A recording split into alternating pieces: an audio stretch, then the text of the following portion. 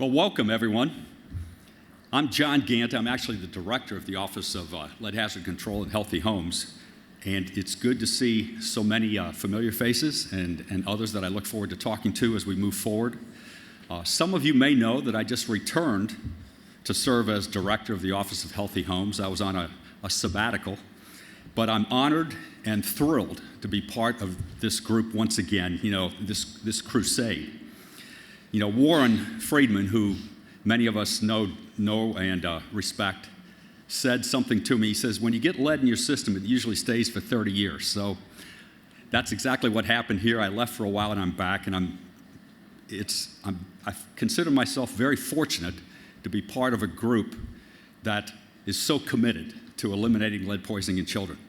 And if you look around the room, you will see some of the nation's leaders that have helped us get to where we are today and are helping us map where we plan to head in the future. So I want to thank everyone here for all of their efforts on this, what I consider to be a very, very heartfelt mission that we all hope to achieve soon.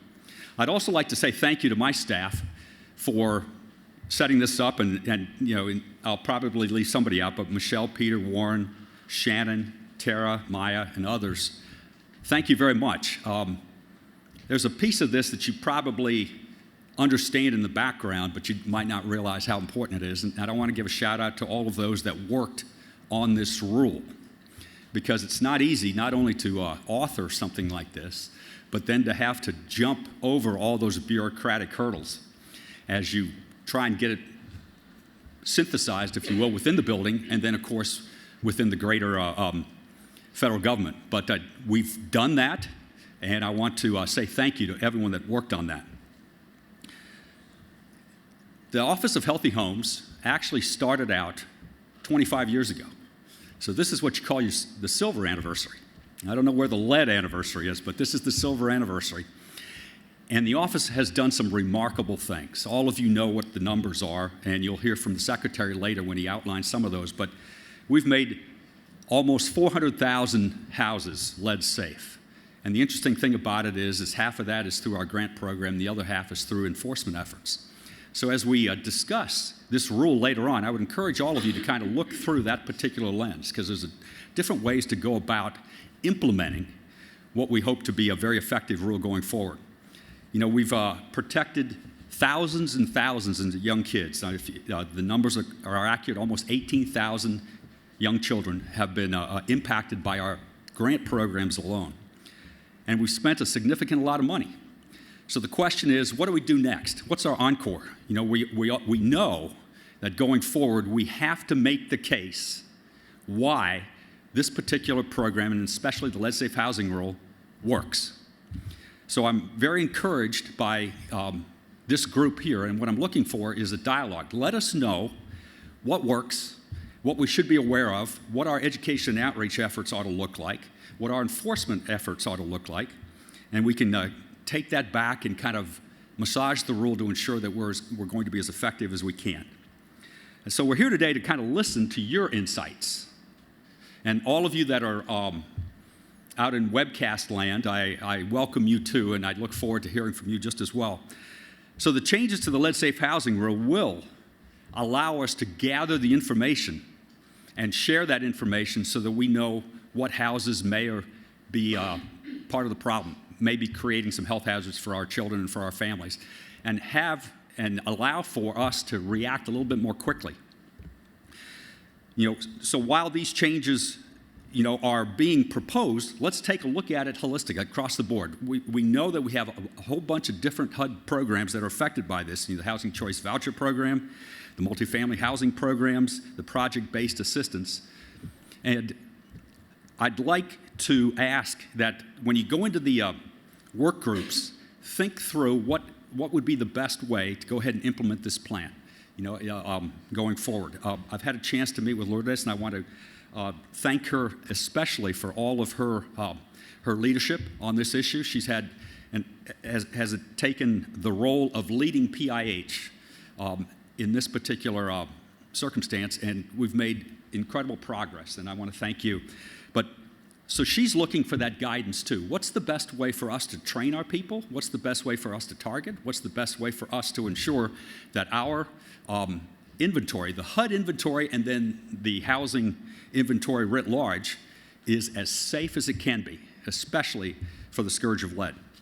So the rule is an opportunity to model effective interaction, if you will. And so what bridges do we need to build? What are the outreach efforts that we need to prioritize? And then what enforcement and compliance methods would be most effective? That's what we're looking for today. You know, I do want to give a shout out to the CDC. You'll have a chance to listen to Dr. Patrick Brazy here in a minute.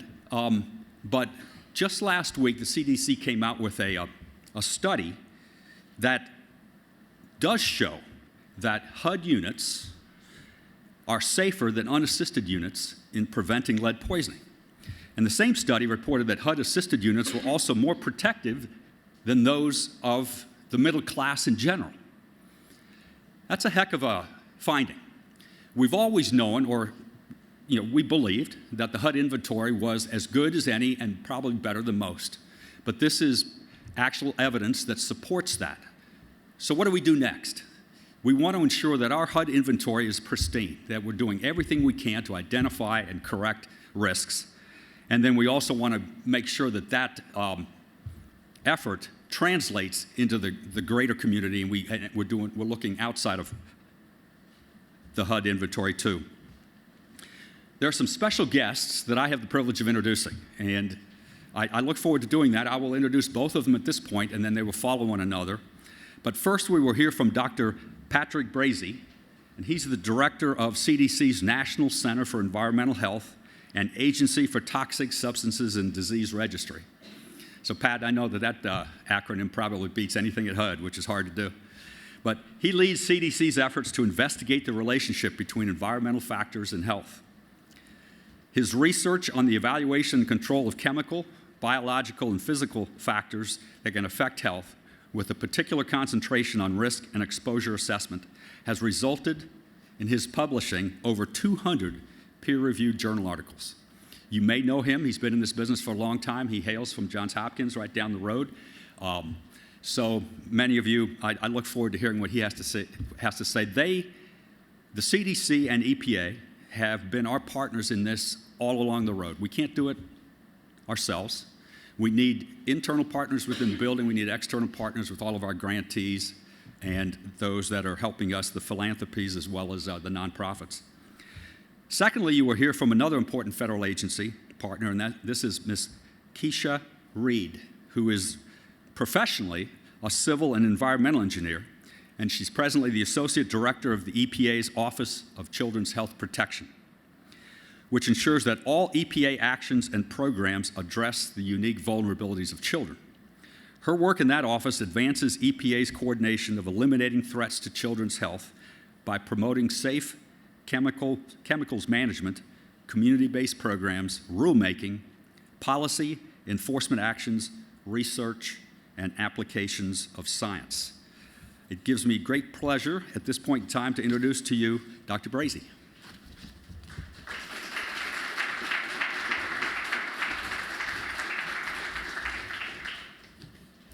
Thank you very much. I'm very happy to be here this afternoon. As you heard, I've had a long career in academia. I've been in the federal government now for a little over a year and a half.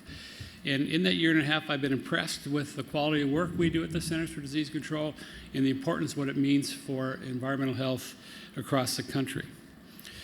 So originally, Dr. Frieden, the director of CDC, had hoped to be here, but unfortunately he couldn't make it. He asked me to come in his stead, and he said to please give you his regards. So as we all know, no safe blood lead level in children has been identified. Even low levels of lead in blood has been shown to affect IQ, the ability to pay attention, and academic achievement. As most of you are aware, CDC, HUD, and EPA, as we just heard, and our partners and stakeholders have made incredible progress over the last 30 years in reducing the number of children harmed by lead from the millions to the hundreds of thousands. But we cannot rest on our laurels. The last miles of a marathon are often the hardest. There are still approximately 20 million housing units with deteriorating lead paint in the U.S., and more than 4 million of these dwellings have one or more children living in them. Additionally, the potential threat of lead in drinking water pipes has come to our attention as the situation in Flint has brought the issue of water and lead poisoning to the national forefront. So while the last bit of a marathon may be the hardest, and I can speak from personal experience, having run a marathon, but it was many years ago, as you might imagine, that's the case. But we also know that while the challenges often seem insurmountable, I'm convinced that we can eliminate childhood lead poisoning as a national threat within our lifetimes. But only by coming together in just the kind of coordinated activity that this HUD rule exemplifies. The CDC currently supports 29 states, the District of Columbia, and 5 cities in order to enact primary prevention efforts through building surveillance capacity to target limited resources and to increase the impact. These grantees use surveillance data to identify the highest risk areas and target interventions, including housing rehabilitation, enforcement of housing and health codes, engagement with healthcare systems, public health care providers, and education campaigns related to health contamination through other sources than paint, and other educational public health activities.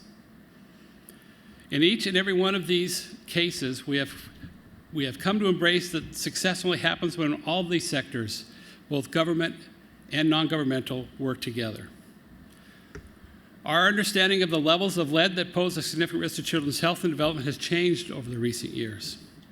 And harmonizing the trigger points where we all choose to take action is a critical step in maximizing the impact of our efforts.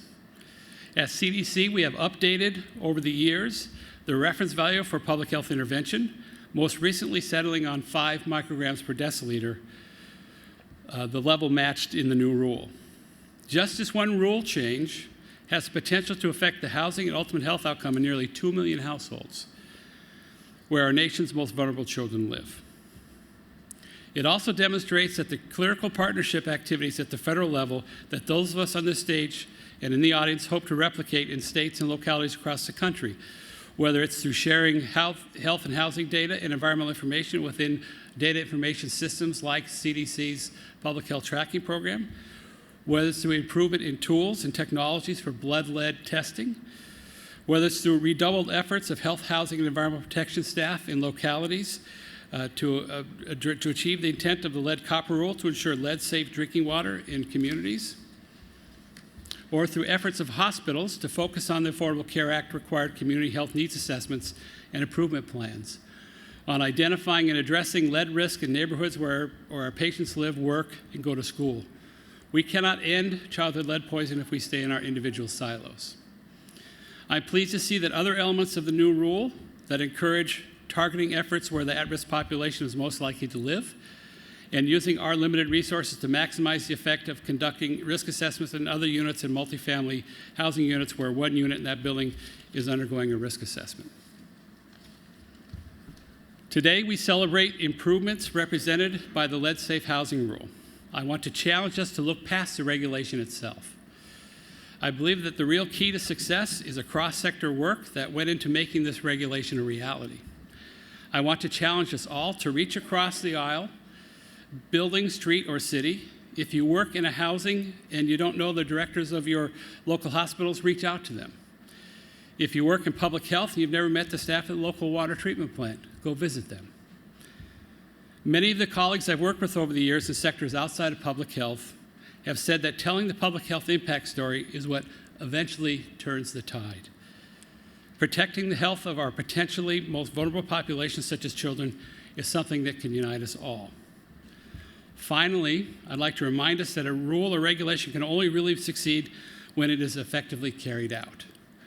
We must walk away from this meeting committed to taking the potential represented in this new rule and work to see that the potential is fulfilled in every city, town, and neighborhood across the country. Thank you very much.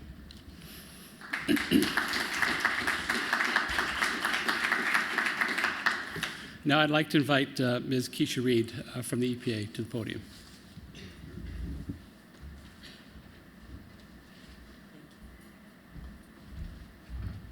Good afternoon. I'm really happy to be here today. As many of you know, October is Children's Health Month, and I think this meeting on this topic is a great way for us to begin this month. I'm here on behalf of Dr. Ruth Etzel, Director of the Office of Children's Health Protection at EPA, and again, I'm like Patrick, I'm pinch hitting. She is in Alaska. She is working on with our native Alaska villages on children's health issues there. So she regrets that she wasn't able to join you in person, and it really encourages us to do good work in her absence here today. I'm going to be brief. I just wanted to congratulate HUD on the proposed elevated blood level amendment to the lead safe housing rule and all the work they do to protect children and families from lead exposures. This proposal will reduce health impacts from lead exposure because it is forward-thinking and action-oriented, connecting the criteria for investigating high blood levels in young children to CDC's approach, and streamlining the process for future changes is more protective and allows HUD to react quickly to the latest guidance. The amendment also calls for additional investigation and notification when elevated blood levels are found. With this information that is gathered, potential exposures in multi-unit housing will be identified. While EPA is using its regulatory and enforcement authority to reduce lead and hazards in water, soil, and in the air, this proposed amendment addressing hazards in the home shows that our impact can be multiplied when federal agencies work together. And I want to take just a minute to discuss a current interagency effort. The President's Task Force on Environmental Health Risk and Safety Risks to Children, which EPA co-chairs with HHS, is currently working on the first ever report describing all federal key programs addressing childhood lead poisoning across the federal government. This report captures the status of efforts in multiple federal agencies on reducing lead exposure in children, and HUD's efforts, including this proposed amendment, are important contributions to this report. This report is intended to invigorate federal collaboration, and it is a step toward renewed collaborative efforts to address lead exposure in children in the United States.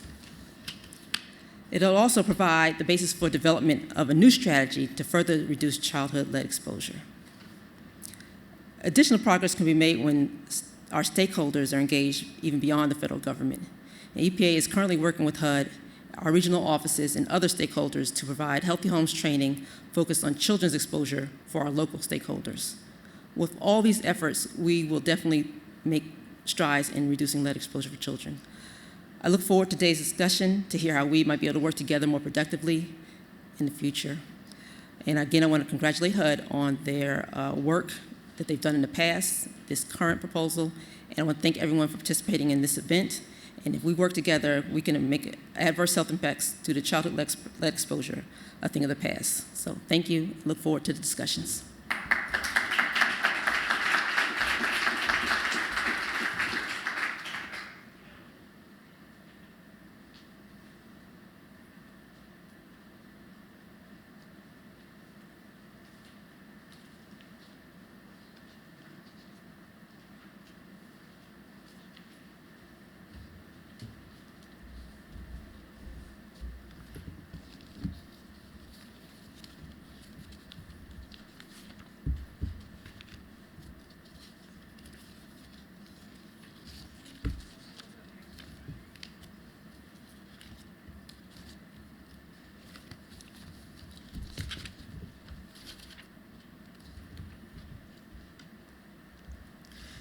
Thank you. I'm Dr. Warren Friedman, Senior Advisor to the Director, whom you've met, John Gann, in the Office of Lead Hazard Control and Healthy Homes. I'm going to go over some highlights of the proposed rule. And for those of you who read your Federal Register religiously every morning, you opened up the September 1st edition and you saw our proposal there. I would mention that we have the proposal comments due 60 days after September 1st. That works out to be Halloween. So, as I like to say, our trick-or-treat baskets are going to be filled with electronic and mailed comments. So, the summary that I'd like to provide focuses on two areas. The first is the general, the second is the specific. The general is what standard are we using to characterize elevated blood lead levels so that action can be taken. The specific is what happens when a child under age 6 living in HUD-assisted housing is found to have an elevated blood lead level? So, looking at the regulatory definition, as Pat said earlier, we are following CDC's approach. So, this rule would update our criteria for investigating the cause of a high blood lead level in children under 6. And this covers most of the types of HUD-assisted housing. And we are following the CDC criteria. Now, if the rule were enacted on November 1st, let's say we got in no comments. We have had some comments. We expect more. But had we had no comments on October 31st, then we might be able to issue a final rule immediately thereafter. So the blood lead level would be 5 micrograms per deciliter. And that's what we would do in terms of guidance out to our public housing authorities, out to our assisted multifamily owners, and out to the HUD staff who manage those programs. However, over time, CDC has changed the blood level that they recommend in their guidance be used for environmental intervention, for case management, for a variety of things. So we're anticipating that that level will continue to change. In fact, CDC said that they would look at that level, the reference value, or the reference range value, as it's called, every 4 years. So that was 2012, and so they're working on updating that value even now. So if and when that value changes, HUD wants to keep track, and so we will have an expedited form of keeping track through a notice of public comment, but not having to do rulemaking. So we'll establish that procedure in this rule. That will help keep us on track. Also, in terms of the level that CDC uses and the guidance that CDC issues, in association with a particular blood lead level, they issue a lot of guidance. And one of those things can be at a certain level is the best time for undertaking an environmental intervention in a housing unit or in a full apartment building which has a unit where there's a kid with an elevated blood lead level. And so what we will do is look at that question of when does CDC recommend an environmental intervention be undertaken and use that in going forward with our assisted housing stock. One of the things that we are doing, and Dr. Bricey was kind enough to mention it, is that we're tracking the CDC recommendation that not only the unit where a child with an EBL lives, but also the other units in the building where other children that are under 6 are living. Now, this is in order to balance out our desire to protect kids who are living with the fact that we can only require things of HUD-assisted housing. So if there's an unassisted unit, we can't require anything. We can encourage, and the rule does have wording on our encouraging the housing owners, public or private, to assess those units and control any hazards found. But it's a limitation of that rule based on our statutory authority. We can't go beyond that. Now, in the specific case, as I mentioned, when we get a report, when there is a report of a child with an elevated blood lead, we're going to require that HUD be notified through all the types of assistance that are covered by this amendment. Right now, the public housing is covered, but not the other kinds of assistance.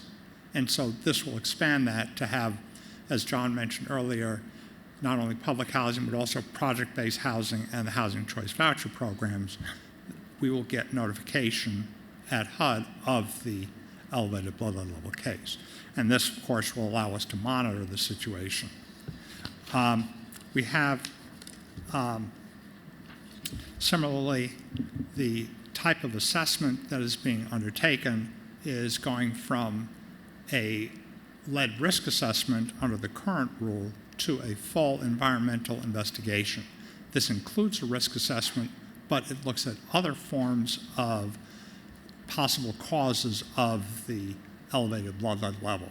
And these could be non-housing materials in the child's unit, such as cookware or medicines or cosmetics.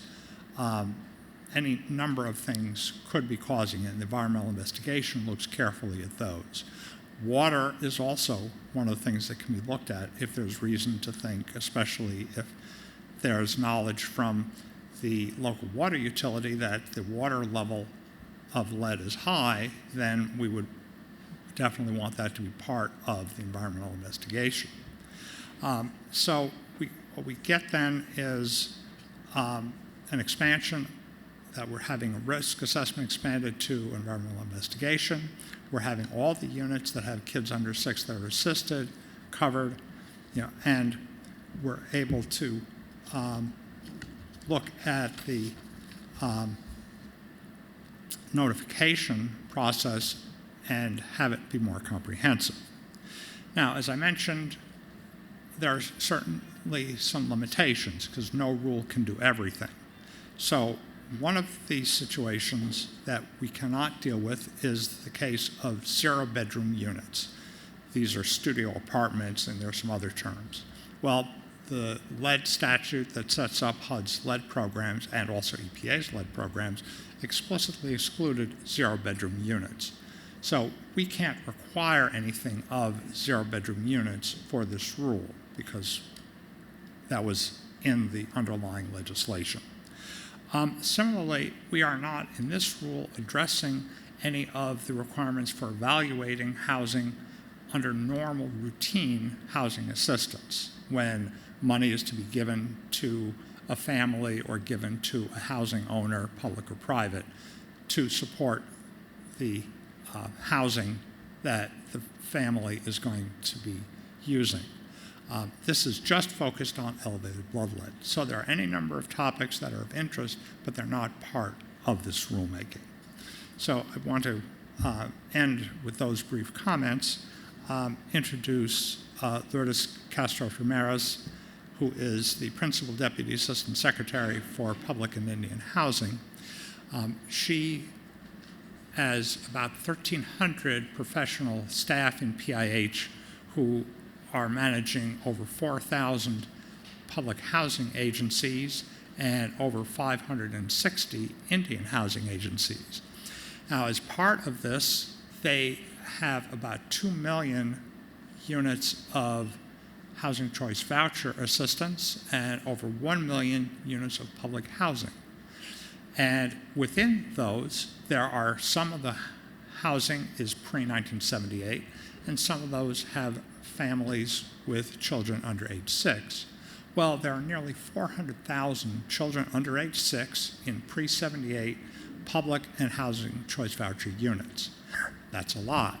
So lead is always a matter of interest to her.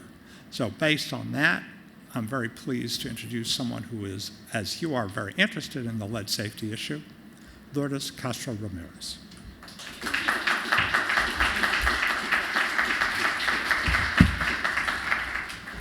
Thank you so much, Warren. And they're bringing up a chair because I was looking at, there were only 3 chairs. We have 3 panel members, and I was not going to stand for 30 minutes. So thank you. Thank you, everyone.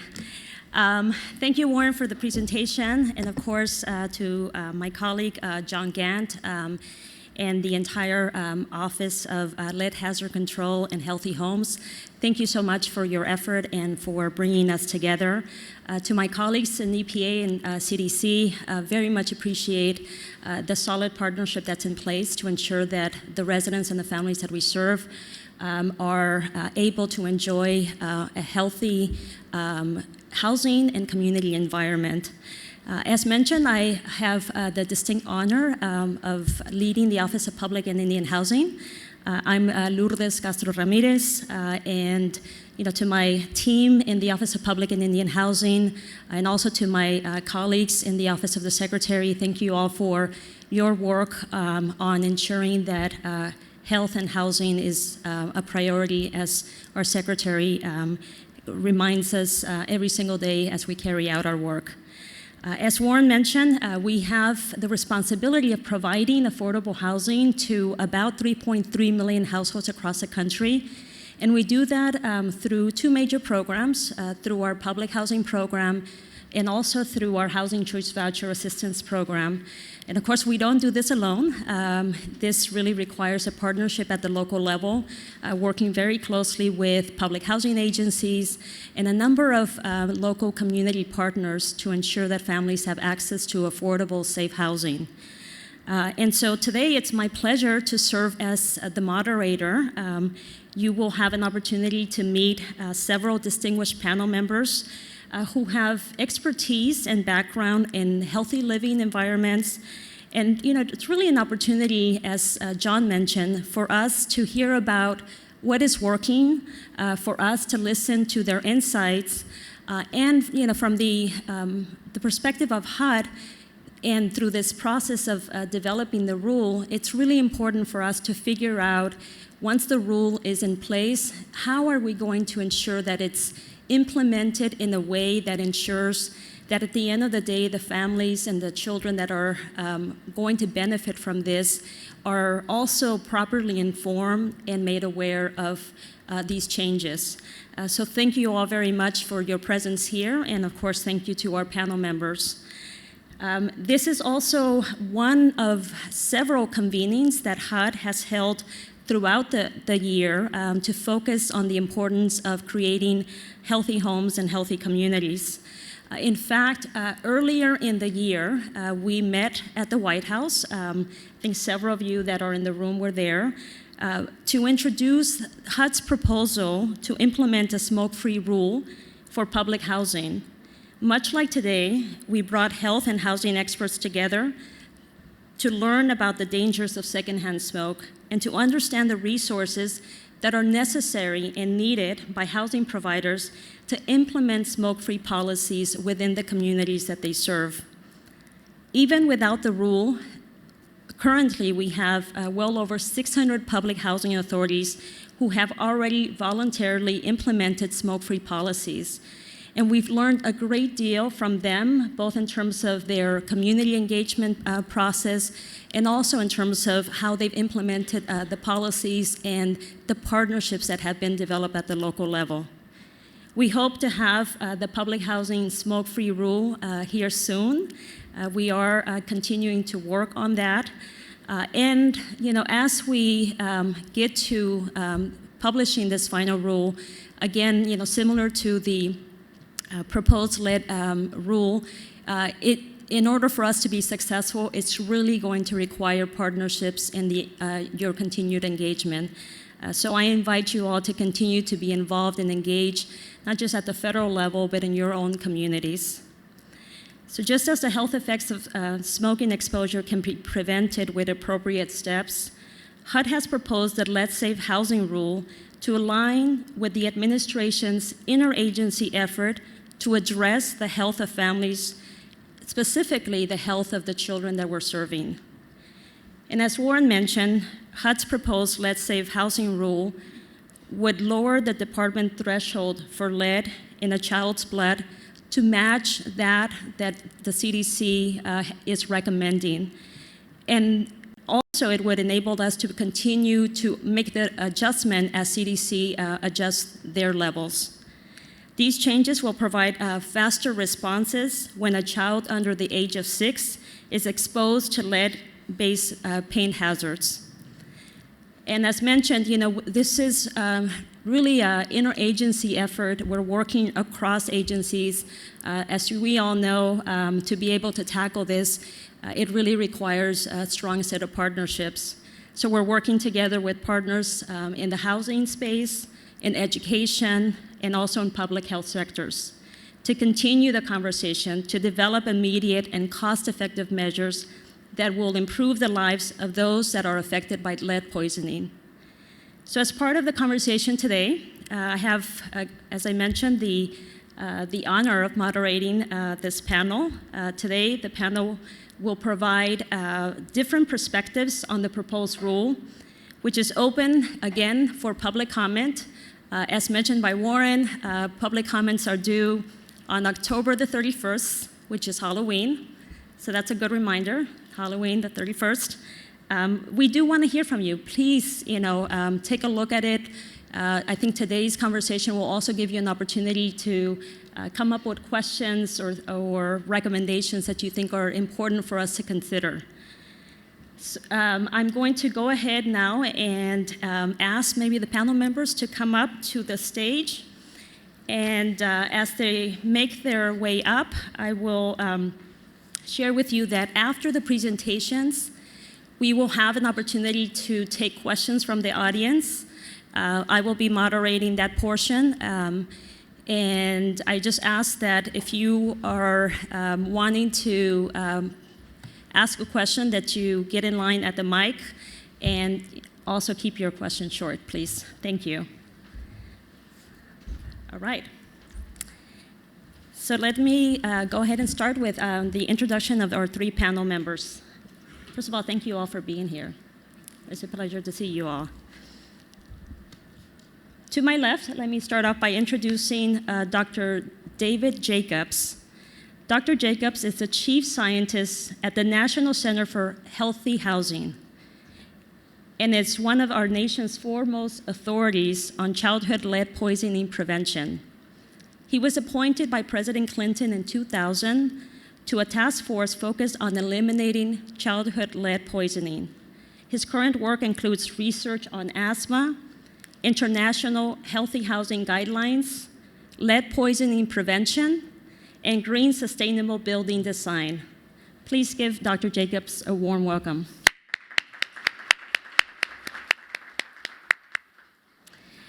Our second panelist is one of the nation's leading experts on healthy housing, Ruth Ann Norden. Ruth Ann, it's always a pleasure to see you, and thank you for joining us today. Ruth Ann serves as the president and CEO of the Green and Healthy Homes Initiative, a national nonprofit dedicated to the elimination of childhood lead poisoning and to the creation of healthy, safe, and energy-efficient housing for America's children. She also serves as a federally appointed liaison to the CDC Advisory Committee on Childhood Lead Poisoning Prevention. Again, Ruth Ann, welcome. Let's give her an applause. And then finally, our third panel member is Georgie Bana. He is the Director of Policy and Program Development at the National Association of Housing and Redevelopment Officials, also known as NARO. Thank you, Georgie, for joining us today. NARO is an affordable housing association with about 17,000 members representing about 2,800 housing providers. Mr. Bana has worked with low-income communities for over 15 years. And in his current position, he conducts policy analysis, formulates regulatory recommendations, and interacts with HUD on behalf of NARO members. And I can attest to that. I see him quite often. So with that, let's give him also an applause. With that, we're going to go ahead and turn it over to Dr. Jacobs to begin today's conversation. Thank you. Okay, thank you. It's a pleasure to be with you this afternoon. First, I should open by congratulating HUD for getting this rule out. I understand it was a priority, which is not a simple thing to accomplish at the end of an administration. So congratulations for doing that. I would note, I hadn't realized this was the 25th anniversary of the lead office at HUD. It's probably worth, I've toured a couple of lead mines in my years, and it's worth noting that lead is often co-located with silver deposits, so it's fitting. A factoid for the day. What's that? You don't look that old. Oh, I'm graying. I won't go there. So I think what you heard so far today is a re-energized new collaboration between public health and the housing world. And that's something that I think the nation has struggled with over the years. We have our own different spheres of interest and our own jargon, and so bridging that divide has been a task. So the idea that HUD would finally use sort of medical data, such as an elevated blood lead, is timely. Where we have to get, though, is eventually use our ability to track children, which we do a reasonably decent job of with elevated blood leads, but also begin to think about tracking houses. It's not good enough to just react after kids have reached a certain blood lead level. We have to prevent those exposures. That was, in fact, the mandate that Congress established in Title X way back in 1992, but it's still, frankly, a vision that requires more collaboration and more effort. I would note that sort of one of the unique features of this proposed rule is that it actually provides for a new sort of investigation. It's not really new. I remember when I helped author the HUD guidelines way back in 1995, we worked with CDC to develop a protocol to investigate homes of children with elevated blood leads. But in point of fact, that protocol really wasn't implemented, and this rule promises to do that. Now, that's sort of the good news. I think that's valuable. We should be looking at holistically at many sources, not just housing-only sources, which is what a risk assessment would do. But the downside, and something to think about for the conversation here is, and I take partial blame for this, we have a lot of different ways of identifying hazards, don't we? We have a risk assessment, we have a lead inspection, we have a screen, we have a visual assessment, we have a presumption of lead paint. And now we have this elevated blood lead investigation. So that's 6 different methods, and there's probably some more. Now, there's good reasons for each one of those. But if you step back for a moment, maybe we've made it too complicated. Maybe there's a way to think about how to streamline that so we get at where we want to go to really identify the sources. Some specific thoughts that I have with regard to how to maybe think about strengthening the amended rule. And again, I think it goes a long ways in where we need to go. But there's sort of general language in there about HUD encouraging what's called a designated entity or responsible party to do certain things to protect kids. And that's nice, but why not actually have explicit authorization so that, for example, public housing authorities can use their admin fees to deal with the cost of investigating elevated blood leads or other funding sources? How about Section 8 owners being allowed to use maybe some of their subsidies, or I guess it's housing choice vouchers, I'm showing my age, to look at how we might make those homes safe for children. The rule currently allows so-called interim controls in cases of children who are blood lead, or who are poisoned, or have elevated blood leads, I should say. And interim controls certainly have been shown to be effective. However, in the case of a unit where we have some evidence that there's been inadequate maintenance, interim controls probably are not the proper thing. We ought to think about whether we should require abatement. That is a much more permanent fix that doesn't have such great reliance on maintenance to make sure that children's blood lead levels don't continue to rise. You can't see lead, right?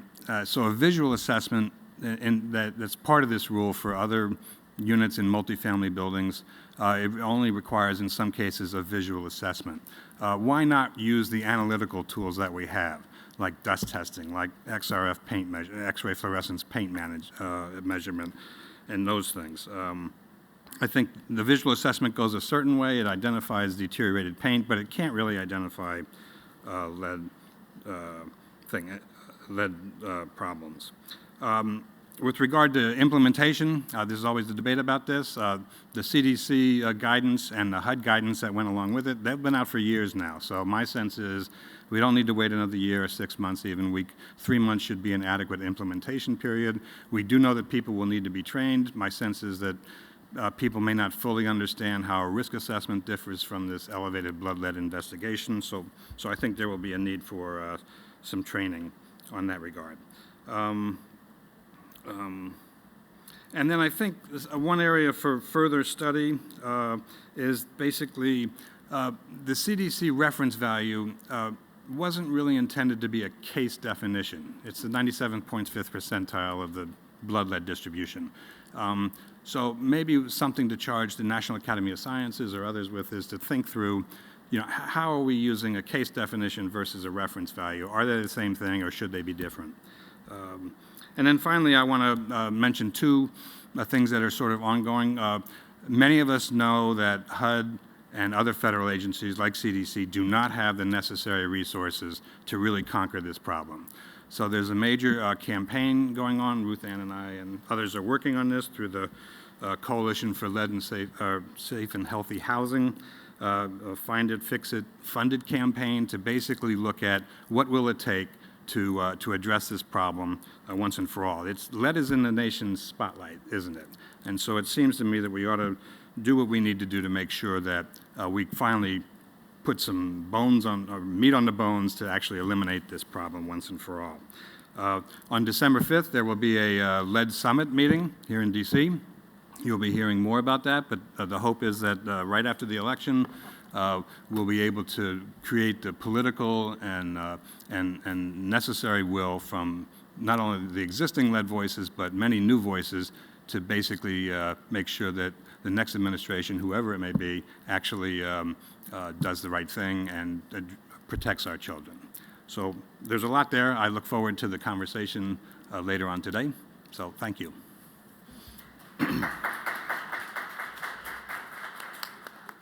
Thank you, and those are great remarks, Dave. We are very proud of and fortunate to be co-chairing along with Mount Sinai and the Blue-Green Alliance, the summit on December 5th.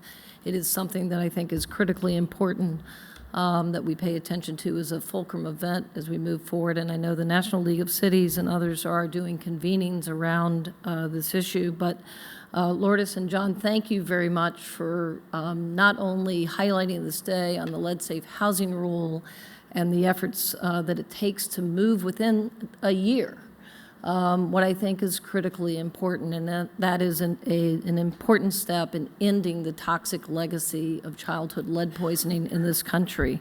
And while the lead-safe housing rule brings us into compliance with the threshold levels of the CDC, the other part of the guidance from that CDC movement was to put into the public record, into the public consciousness, to the mandate to understand that there is no safe level of lead, that what we must do is not, as Dave indicated, track children, but we must be committed to eradicating and ending the issue of childhood lead poisoning. So we have to use this as an opportunity to build a strong education campaign with property owners, with governments at the state and local level, as well as the federal level, that we have to build in the cross-sector entities that are so engaged and pay the price if we do not advance lead poisoning prevention. There is no greater moral case than protecting the neurological development, the educational outcomes, and the long-term health and productivity than there is behind the issue of lead poisoning. But there is also the business case. We know from HUD's own studies that for every dollar invested in childhood lead poisoning prevention, we will get, at a minimum, a $17 return up to over a $200 return to the taxpayer. But what we do get, more importantly, is the child who will compete in the third grade level reading levels that they need to attain. A child who will better graduate from school because kids poisoned by lead are 7 times more likely to drop out of school. They're 6 times more likely to be engaged in the juvenile justice system. These are costs that no child, no family, and no community should bear. Now, I really want to congratulate and point out the recent study that came out from CDC showing the good work of public housing over the years to actually be more protective of children that have a better outcome. But here we have in publicly supported housing and through programs throughout the country that we need to spread what we know about primary prevention. And that means what we are learning here by advancing the lead-safe housing rule, what we know from decades of work around primary prevention, should be mandated at every federal agency. When there is a federal dollar invested in housing intervention, there should be no question than the removal of lead hazards. Let's start by replacing every leaded window in America and stop having kids poisoned by the tiniest amount of lead dust, the equivalent of 3 granules of sugar that poison kids. Cross-collaboration with educational funders who want to see outcomes in schools and in graduation rates and long-term productivity. Every education dollar, every child development dollar, and every housing intervention dollar should be focused on the achievable goal of ending lead poisoning. We have finite resources. We have to use the cross-sector collaboration. We have to use the education that we have here in training public housing residents, in training landlords who are using housing choice voucher programs, in ensuring that we go beyond housing quality standards to lead prevention standards. We, in fact, in our organization run one of the only, it may be the only, or one of the few housing choice voucher programs that is dedicated to address the issue of childhood lead poisoning, and I appreciate the City of Baltimore for having the vision to do that, and in entering a new agreement with the Green and Healthy Homes Initiative to create one of the nation's first health-based housing authorities as we advance lead poisoning prevention, asthma reduction, and environmental health improvements. We have to find ways to incentivize property owners through education and through enforcement standards. I come from a state where we set higher standards on lead prevention in privately owned housing, and we have achieved through that, through private investment, a 98% reduction in childhood lead poisoning. So standards matter. You're helping to set the tone with standards here that will move to the private markets, and it's critically important. We have to train our state and local leaders on what we're doing here and how to advance this in their own community through all of their housing stock so that they're not paralyzed by the issue of lead poisoning, but see it as an opportunity to improve their communities and build capacity to achieve that. And we want to make sure that as we look forward and give comments on the rule, we would really love to see the expansion of looking at whole buildings and whole properties when we have a child who is poisoned, to ensure that we don't just look at that one unit, but take the opportunity to be preventive in the scope of what we're doing. And I know that there are some constraints in how we have to do that, but I think the failure of us in doing that may leave another child doomed to the outcomes of lead. And we want to make sure that as we expand this environmental investigation, which I think is a great complement to be looking at this, that we're using that opportunity to educate the residents on the risks of lead that come from the multiple sources. We have seen this year in the public consciousness the role of lead in water, lead in soil, and other exposure pathways in ensuring that we use this as an opportunity for public engagement, public education, and that includes contractors and workers in the fields that are doing property maintenance and working, that we expand what I see as the new face of healthcare, which are housing contractors in America, to make kids healthier and to improve the efforts. And as we modernize these standards and we begin to be preventive, let's also ensure that we're looking at legislative support for HUD to take actions that we can advance this work where necessary, and that we continue to level the playing field for every child through primary prevention. Lastly, one other comment is we are strongly in support that we get these properties that are going to fall under the rule in compliance within 90 days.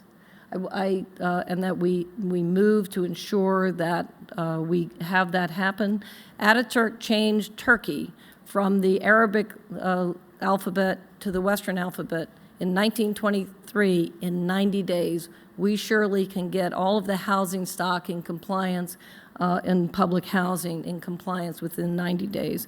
So let me stop there and turn this over to our partner here. Thank you, Ruth Ann. Again,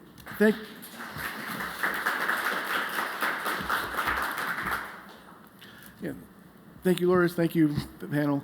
On behalf of the National Association of Housing and Redevelopment Officials, NARO, I appreciate the opportunity to discuss this very important and timely issue of lead-safe housing. As a little background, NARO was formed in 1933, represents about 20,000 individual agency members. Collectively, that means our membership manages about 970,000 public housing units, about 83% of the public housing stock, and about 1.7 million housing choice vouchers. So many of NARO's members also are involved in the administration of federal funds through the community planning and development programs. So NARO works to support these policies and promote and provide local discretion and flexibility to housing authorities so they may best meet the needs of their local communities. For housing authorities, lead hazard reduction is important. As a minimal goal, again, HUD has set, and all PHAs must meet decent, safe, sanitary housing and good repair. But that's a minimum standard. Housing authorities are working with their federal, state, and local partners work tirelessly to provide that standard and above. The joint HUD-CDC study that's been mentioned before showed a significant difference in that blood level between a child living in federally supported housing and similar children of low-income families in housing where there is no federal assistance. So when you're taking into account the demographics, the socioeconomic and family characteristics, there's children in the federally supported families have approximately 20% lower blood levels on average than children and families not receiving federal assistance. The PHAs are on the front lines of protecting children from lead and its damaging effects. PHAs understand the importance of eradicating elevated blood lead levels and aligning the HUD's elevated blood lead level thresholds to that of the CDC. The streamlining of the terminology and the blood lead level measurements is a common sense and logical step. But partnerships are the key to the continued battle to reduce and eliminate elevated blood lead levels. PHAs must work closely with everyone at the table when dealing with lead. They must also bring new partners to the table. The Office of Lead Hazard Control in Healthy Homes has been a primary partner providing this guidance and a roadmap. Local health departments are also an important partner, not only identifying cases of elevated blood levels, but also in the education process for both the PHA and the families that the PHA serve concerning the hazard of elevated blood lead levels. And speaking of education, this is an area where additional and new partnerships can be had. Many of the children that PHA serves spend large amounts of time in early education programs, Head Start, even daycare programs. And then they continue on as they head off into kindergarten, or as my kindergartner likes to call it, big girl school. So our children's educators are important links to educating parents and of the consequences of lead and the additional sources of exposure. All of us as stakeholders need to reach out and strengthen the ties we have with education partners to ensure that our children are learning in lead-free education environments. As partners and stakeholders, it is important that we keep open lines of communication so a reasonable process can be implemented to reach the goal we all share. The Lead-Safe Housing Proposed Rule has a laudable goal shared of reducing and eliminating elevated blood lead levels. All of us would love for this to be HUD's most irrelevant and rule and never have to implement it because elevated blood lead levels don't exist any longer. And we're not getting those knocks at the door, phone calls from a scared parent to discuss a blood test. Hopefully soon that will be reality, but not today. So we can strengthen our partnerships and streamline the process. I would like to share some of the thoughts that we have heard from our members concerning the Lead-Safe Housing Proposed Rule. Again, aligning the HUD Lead-Safe Housing Rule to the CDC's elevated blood level reference range level is a logical streamlining decision to put all the partners on the same page. The concern is that the CDC does plan to update the trigger reference range every 4 years, and their last guidance in 2012, which means they're currently reviewing that level as we speak. It would make sense to coordinate that CDC trigger reference range update to release and implement the lead-safe housing rule. This would eliminate any confusion that may occur if HUD implements the rule before the CDC updates that guidance. Housing authorities also appreciate HUD asking for input on the overall implementation timeline of the lead-safe housing final rule. Currently, proposed rule is considering an effective date of 6 months after publication on the final rule. However, depending on how the comments come in, HUD may look at implementation period of either 1 year or 1 month. Although this rulemaking would affect only a small fraction of housing covered by the whole lead-safe housing rule, its impacts on the group are significant. The threshold change from a fixed 20 micrograms per deciliter to a current CDC trigger reference range of 5 micrograms per deciliter will be significant for housing authorities. Their understanding of the implications, requirements, and compliance of this proposed rule will take some time. It's important that PHAs have enough time to implement the rule correctly, just as HUD has taken the time to form a reasonable rule. An implementation period of a year would provide PHAs and affordable housing providers a manageable period of time to coordinate with its partners and also to use the very limited resources that it has. There are also been discussions of the lead hazard control activity schedule. The schedule proposes a lot of things that needs to be done for housing authorities within the first 30 days. 5 days to notify the field office and HUD headquarters, 15 days to start to complete the environmental investigation on the index unit, 30 days complete the risk assessments on the other units in the building, 30 days to complete the internal controls after the index unit report has come in, and then 30 days to complete the lead hazard controls on the other units as well after the risk assessment report. The requirement and the complexity of performing these lead hazard controls in such a short amount of time during the limited financial support will be significantly burdensome on PHAs. So particularly in the initial implementation, as PHAs need to address a substantial and one-time increase in children with elevated blood lead levels. The proposed timelines are especially problematic for small PHAs which may have limited staff which would not have the funding and resources to fill these tasks.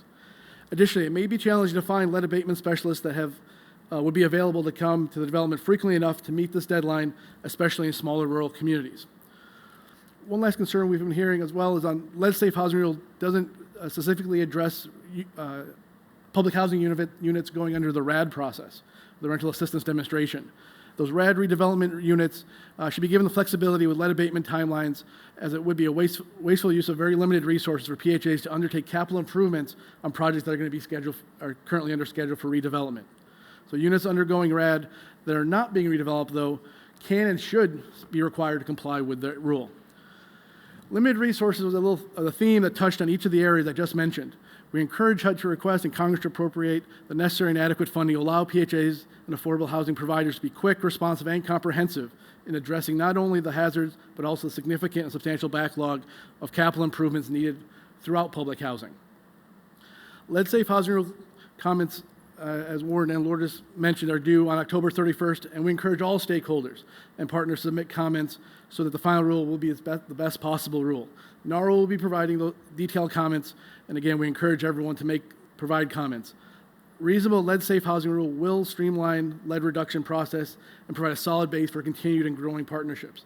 PHAs and affordable housing providers are the boots on the ground taking on lead hazards, and they look forward to being eager and active partners with all the stakeholders and everyone in this room. Thank you.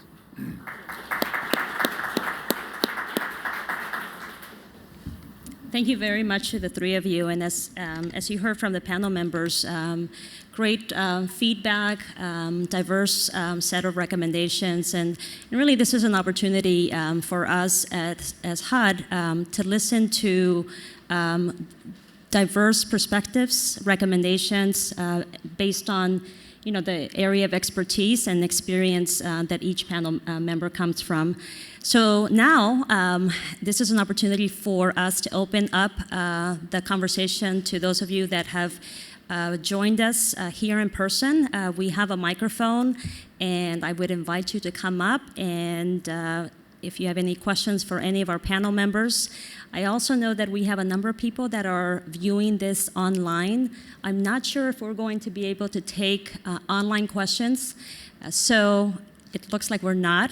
So that's more pressure on those of you that are in the audience. So who wants to go first? This is not a shy group, right? Sunia Saterman from the Council of Large Public Housing Authorities. Thank you, Sunia, for being here. Well, thank you for having this event and HUD's attention to this issue and the cross-sector focus. We think that's absolutely critical.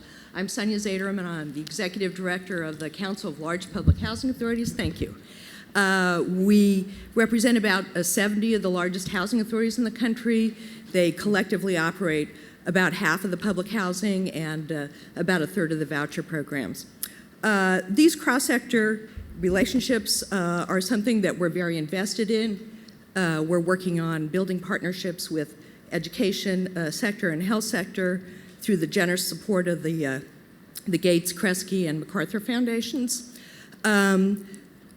My question is really around the resource issues. I think philanthropies are beginning to get invested. We see federal level government and other community stakeholders invested, but we really do not have the resources to address this, and I think, excuse me, Georgie did a great job of highlighting it. We currently get about $2 billion a year in capital funding, which is really the only source of capital improvements in public housing.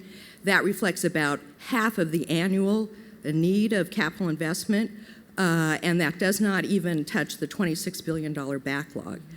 I would ask, in terms of the administration's view on this and the fact that we're now beginning to align EPA and CDC and HUD, whether we can see the comparable investment in resources to get the job done, which means the whole building, the whole development issue, I think, in a preventative strategy is absolutely critical. But we need those resources, and it would be very important to see that addressed, both in the administration's budget. If this is going to be a high priority, it should be reflected in the administration's budget as well as what Congress does.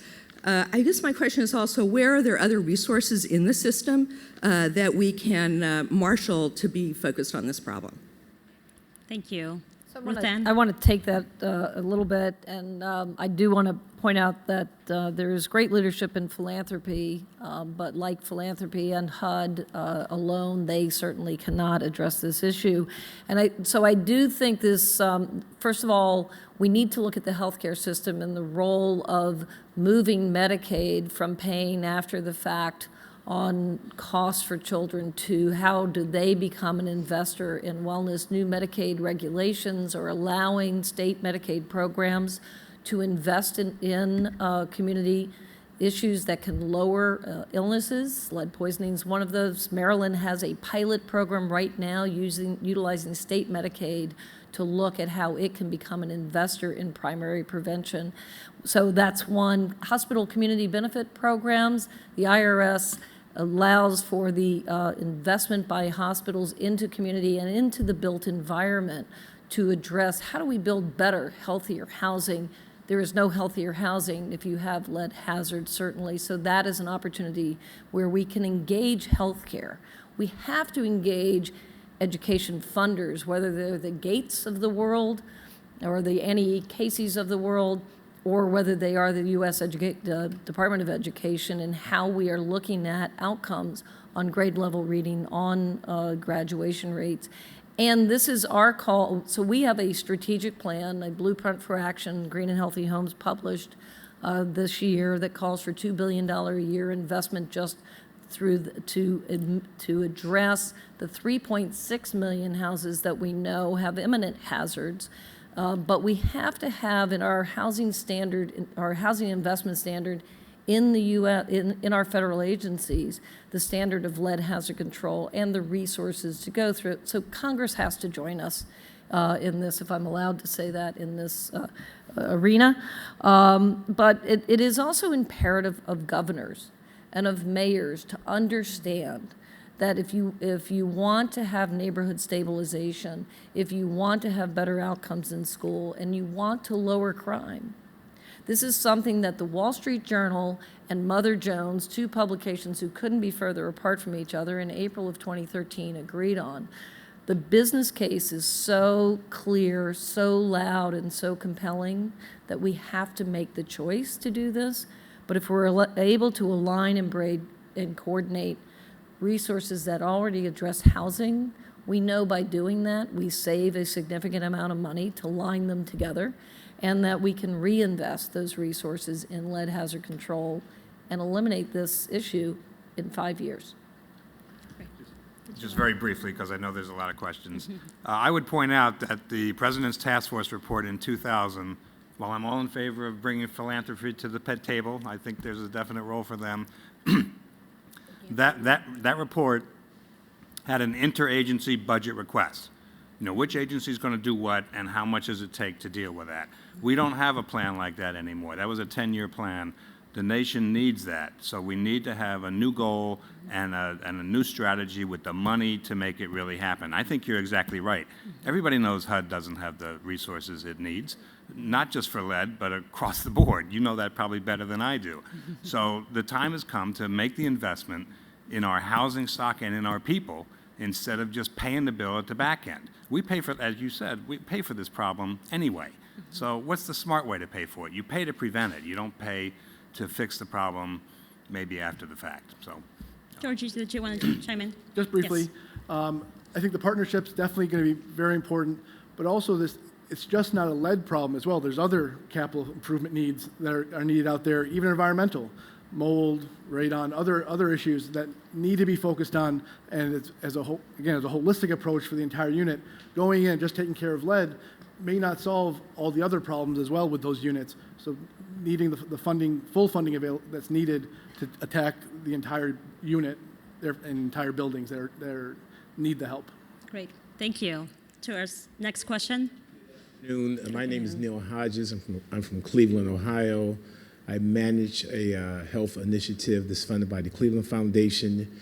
It's anchored by Case and University Hospitals and Cleveland Clinic. And it's co-managed with me and my partner, Jackie Matlube, who's a research associate at Case. I think we're sort of doing what you're talking about, and I thank you for your comments and your remarks. We are looking at a community that surrounds University Circle. And if you're familiar with Cleveland, that's a area that's in Cleveland that houses Case, the Western Reserve, Cleveland Clinic, University Hospitals, the Museum of Art. Is world-class health, is world-class art, is world-class education, but the surrounding communities is a tale of two different cities. As I was sitting there listening to you, I thought about Freddie Gray, the young man who lost his life in Baltimore, and in an indirect sort of way led to his demise.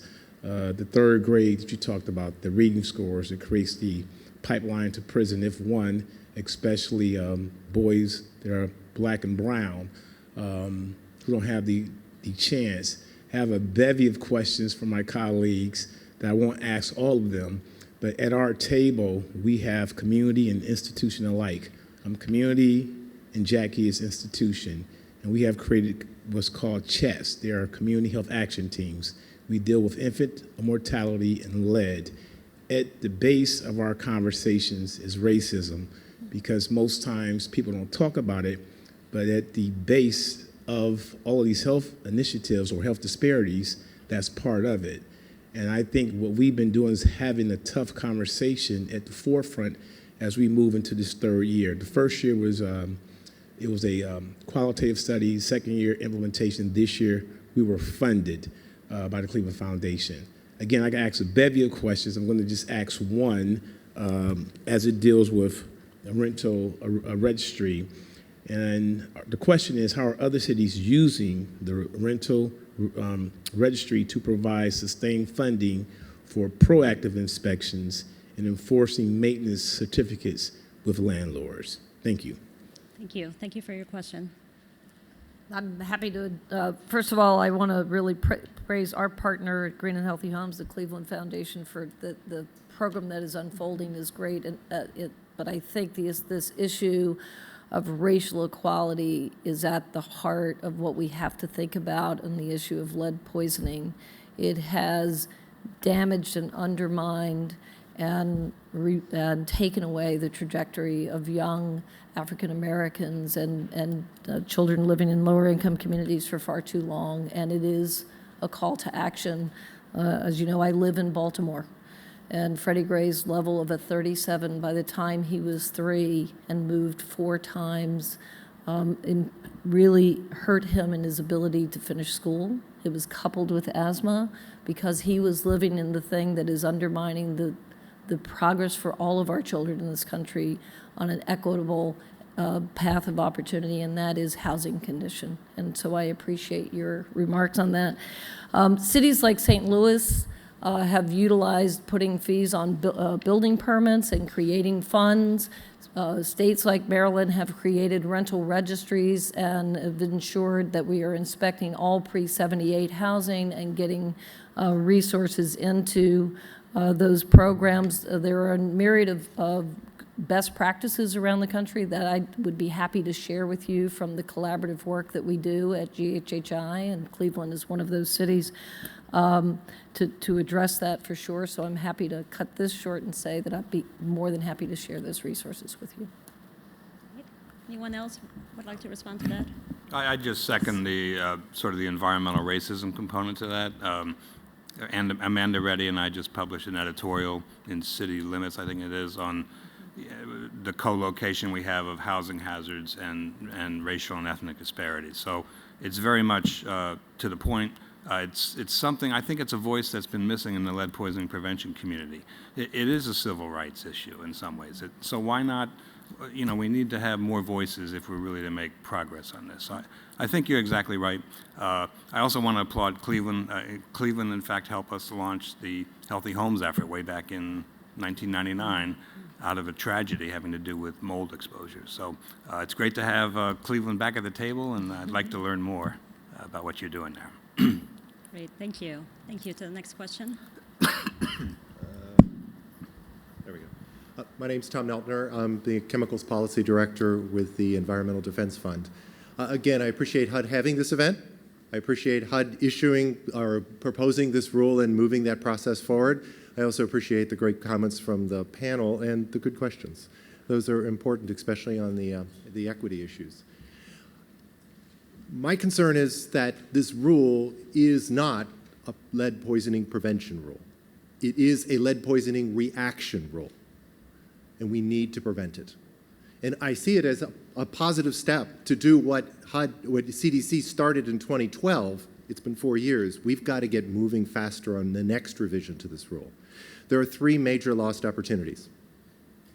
One is, on housing choice vouchers, the idea of a visual control is not backed up by the science. It's too easy when you move in for the landlord to put a nice coat of paint, take care of the deteriorated one, and leave lead hazards behind because they didn't use lead-safe work practices. Those lead hazards are what's going to poison the kids. Let's prevent that. We need a risk assessment. The second one is the rule isn't well integrated with EPA's renovation, repair, and residential renovation, repair, and painting rule, the RRP rule. There's weaknesses in that rule, but the more connection you make between it, the better off you're going to get compliance with both. It seems like a lost opportunity to take care of this rule that was adopted in 2008 and went into effect in 2010. So we've lost another opportunity. The other one is, you've talked about lead service lines and lead and water. And I understand that this rule is limited to lead-based paint because Congress has limited to lead-based paint because they thought water was taken care of. We now know better. But it's a lost opportunity to fairly communicate to the resident that there are lead hazards left behind.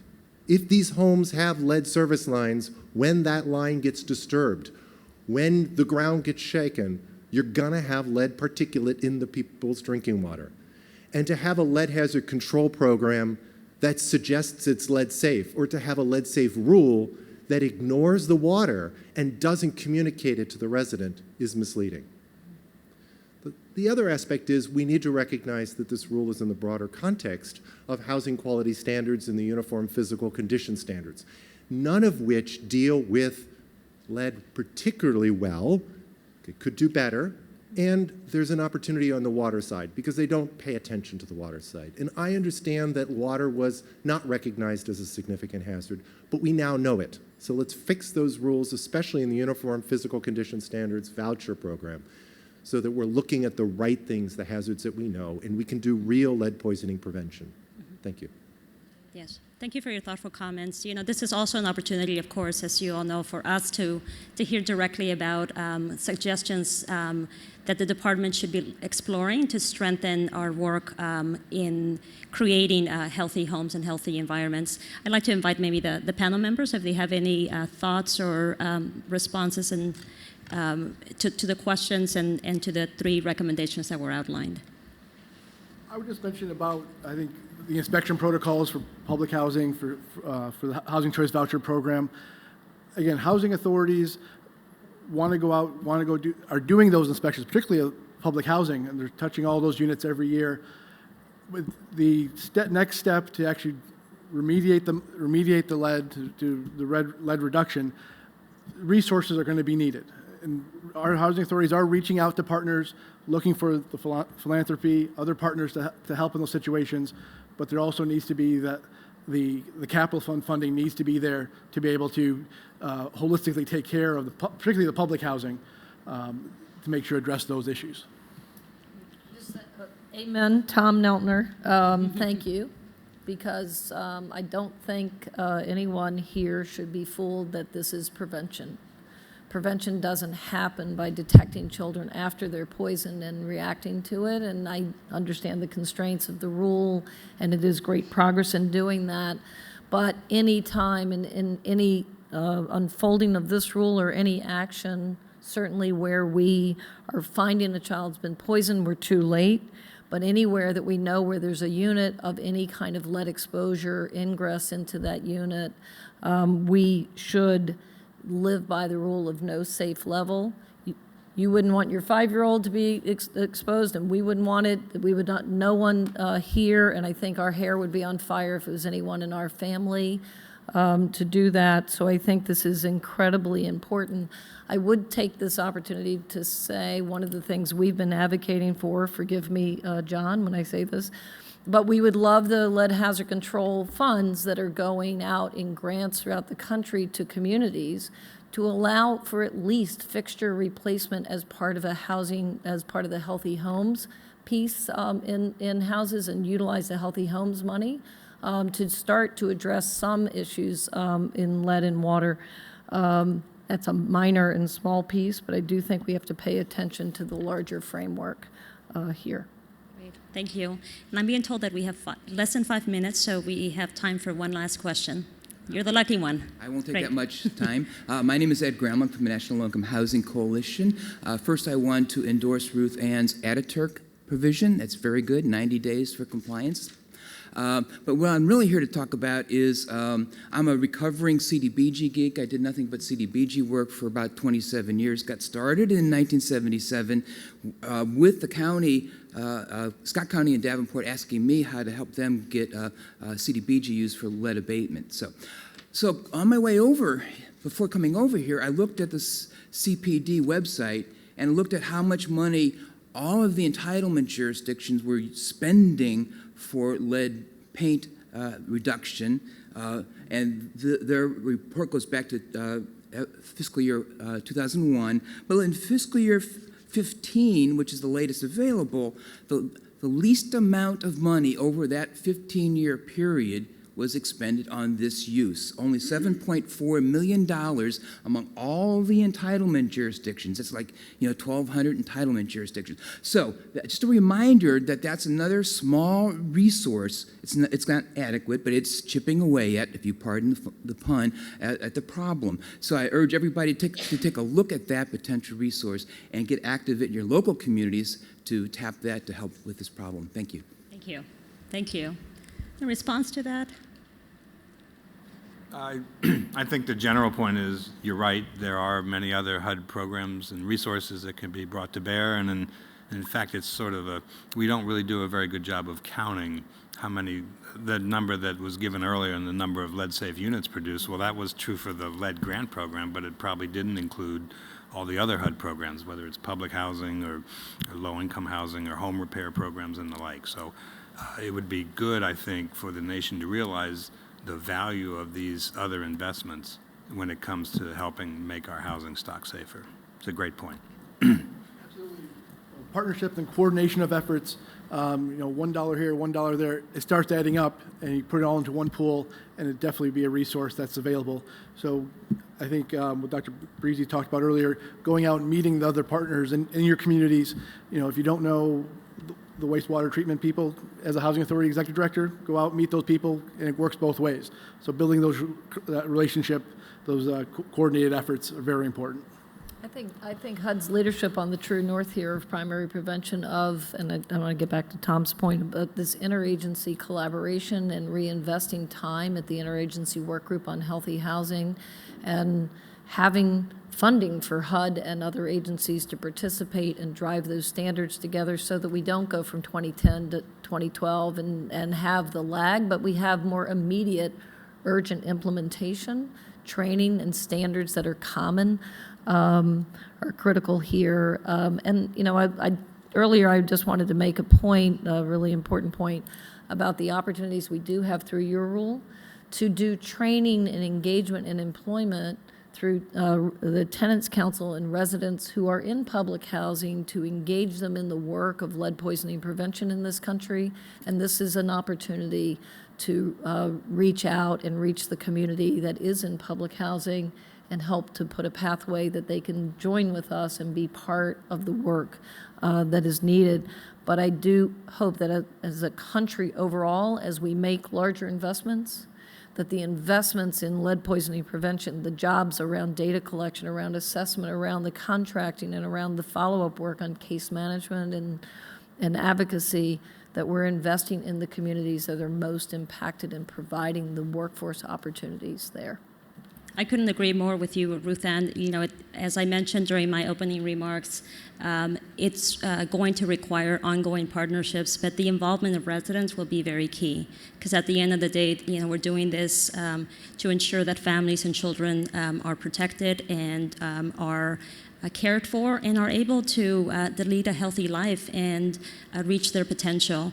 So with that, I'd like to thank our panel members. Thank you for your thoughts, your insights, and helping to ensure healthy and lead-safe homes. And I'd also like to remind you, please send your comments. The proposed rule is out through October the 31st. That's the last day for public comments. We want to hear from you.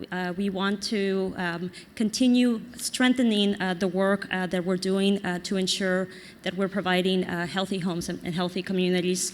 And now it's my pleasure to turn it over to Michelle Miller, who's going to continue our program. Thank you. Thank you, Lourdes, and thank you to the panel and to all of you for the great questions and discussion and comments that you had. We really appreciate that. The next part of this afternoon is going to be going into the breakout sessions. There will be 3 concurrent breakout sessions that will take place until 3:15. We will be in just behind us, and then in room C, that's behind a little further, and then also in room 8236, which is our office, and you'll be escorted up there. We will be providing a facilitator in each of the rooms that will help get things started and keep things on track. We also have a note taker that will be in each room keeping track of comments and suggestions and things that people have to say. They will not be keeping track of who says them, so just keep that in mind. We won't be, giving anybody bad stickers later or anything like that. So you are free to choose which session you would like to participate in. The 3 sessions are as follows. Health and housing collaboration. This one will focus on how to enhance communication between health and housing programs and on what lessons have been learned about the Lead Safe Housing Rule, program implementation, and the EBL responses so far. This session will be held in Auditorium B, which is just right behind that little deal right there. The second session will focus on ensuring compliance. For this, we want to hear about approaches to helping housing providers comply with the rule and the proposed amendments, and also on effective approaches to enforcing the rule. This session will be held in Auditorium C, which if you go out the door, take a right, it'll be right around the corner there. The third session is on non-governmental resources. We are interested in insights into how philanthropic and other non-governmental organizations can mobilize resources for compliance with the rule. The session will be held in our office, again in room 8236. You'll go out the door to the left again to the elevators and up to the 8th floor. And we will have staff that are helping direct folks up there, so you shouldn't get too lost. If you're getting lost on purpose, then people will also find you and bring you back. At 3:15, you'll come back in here. We'll ask that you wrap up your breakup sessions, come back to this room. While you're in your breakout session, if you could make sure that you choose who the person will be to report out on what your group has talked about. So if you could make sure to do that for each of the sessions as well. You'll complete your preparations for having your representative report on findings and recommendations. And your report should be about 7 to 8 minutes, or no more than 7 to 8 minutes. And you will see a sign outside of this room pointing you to the breakout session location. But again, the health and housing collaboration is right back here. Ensuring compliance is out the door to the right. And non-governmental resources is in 8236. All right, thank you.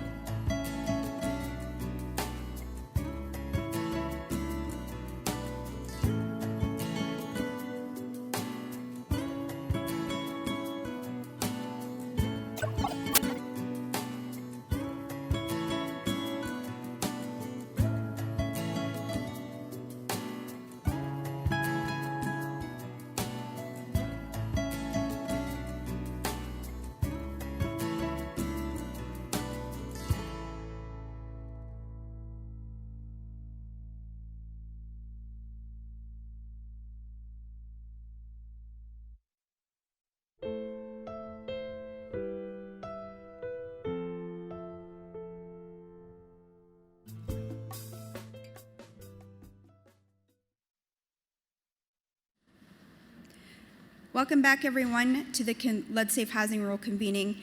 As I had mentioned earlier, we're going to hear from each of the three groups, the representative from each group, and we're going to start with the Health and Housing Collaboration Session representative, Peter Ashley from the Office of Lead Hazard Control and Healthy Homes.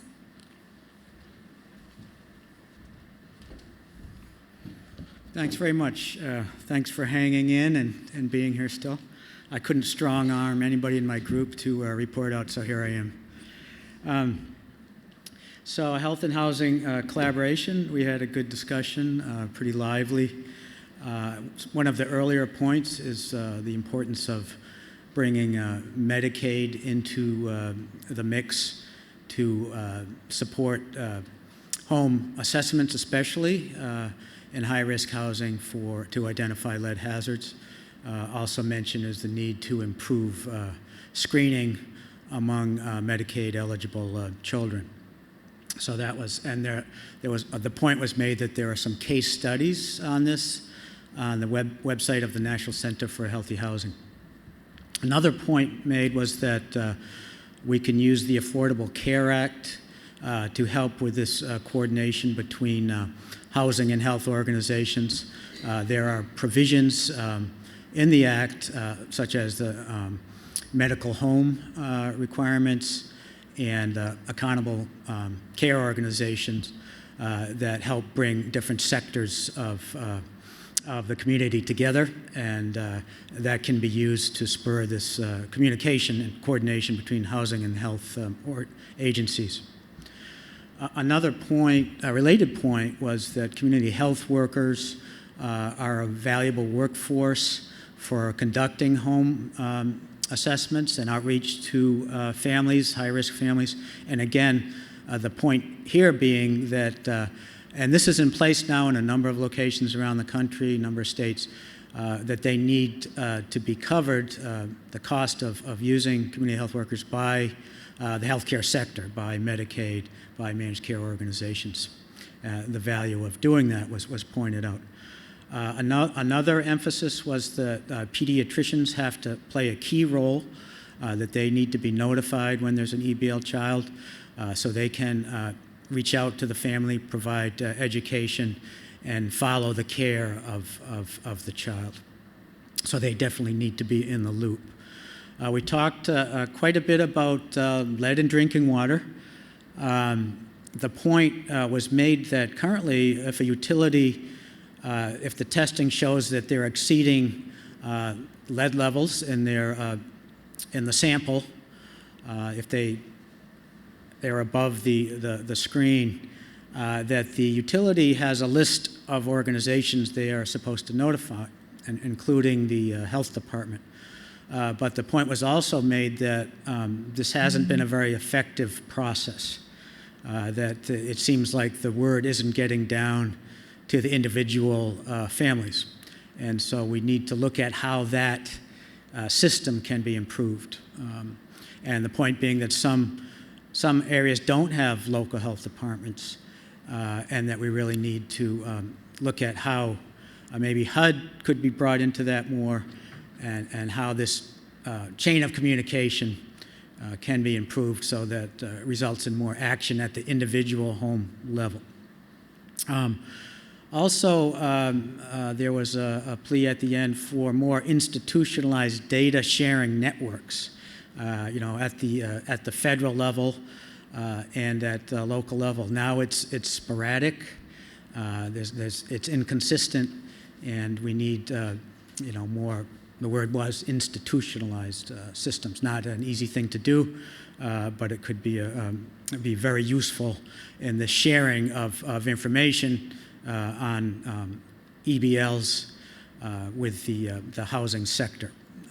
So those are the notes I had. If anybody in the group has something they really thought I missed and you wanted to point it out, please jump up and wave your hands and come up to the mic. Is that fair? We can do it at the end. Oh.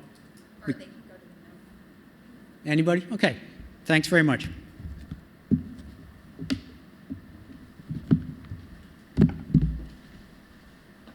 Next, we'll hear from the Ensuring Compliance Group. Tom Neltner is the representative from their group.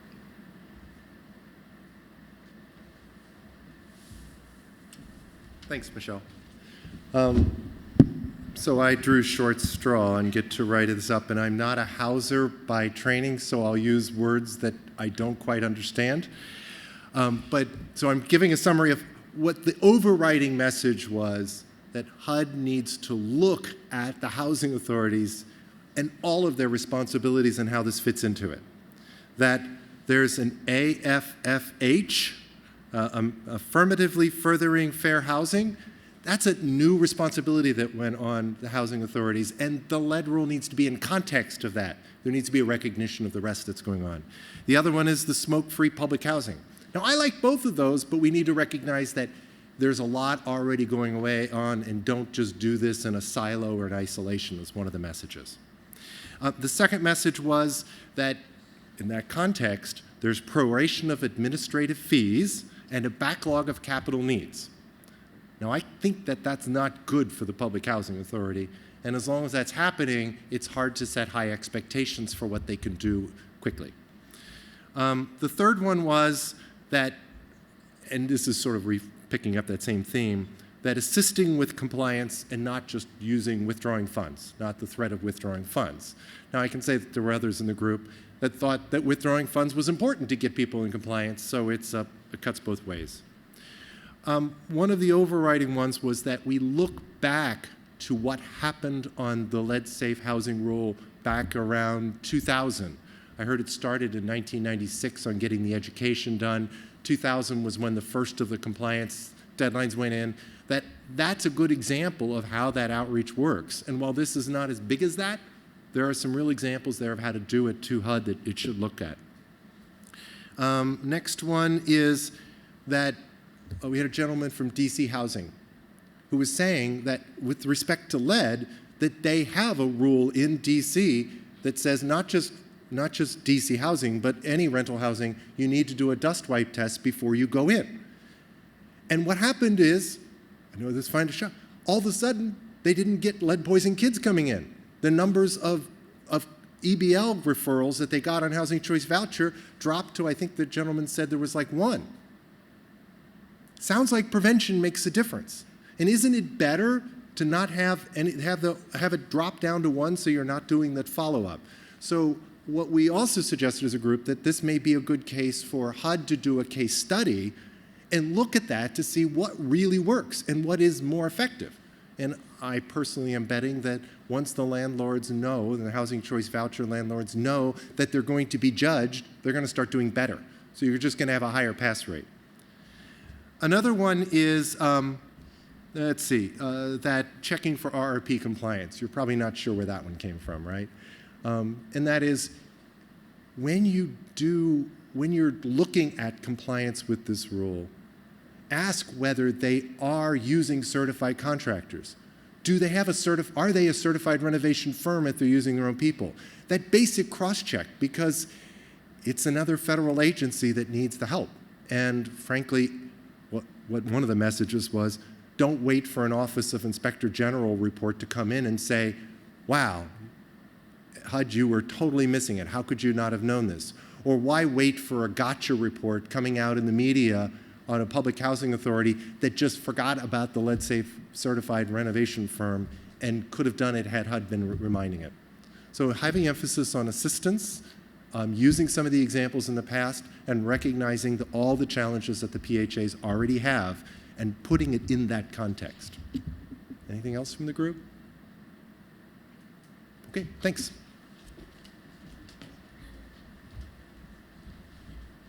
Thanks, Tom. And we'll hear last from Neil from the Cleveland Foundation for the Non-Governmental Resources Group.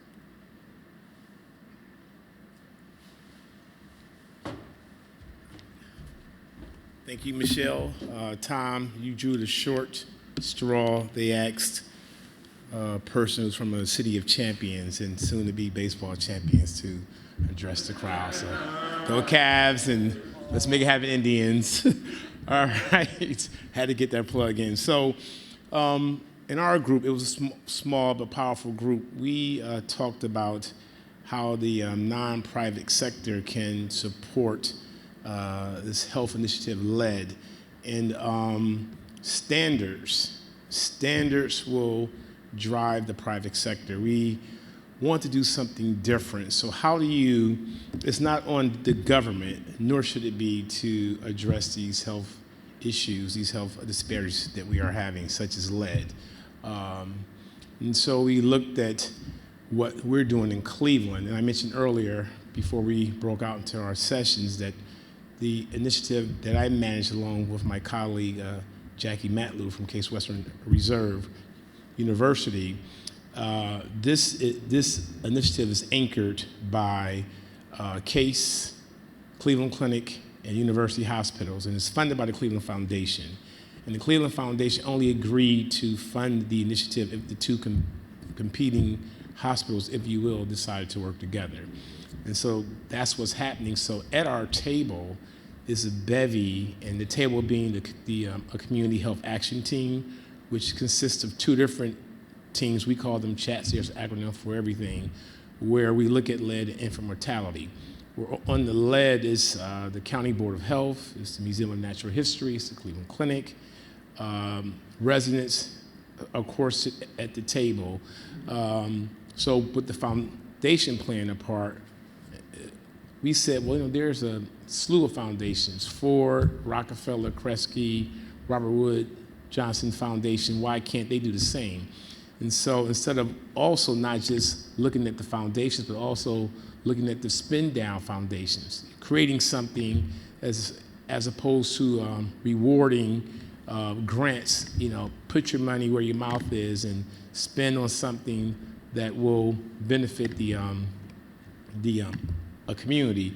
We also talked about, I got to flip here to make sure I'm on We talked about the social impact bonds.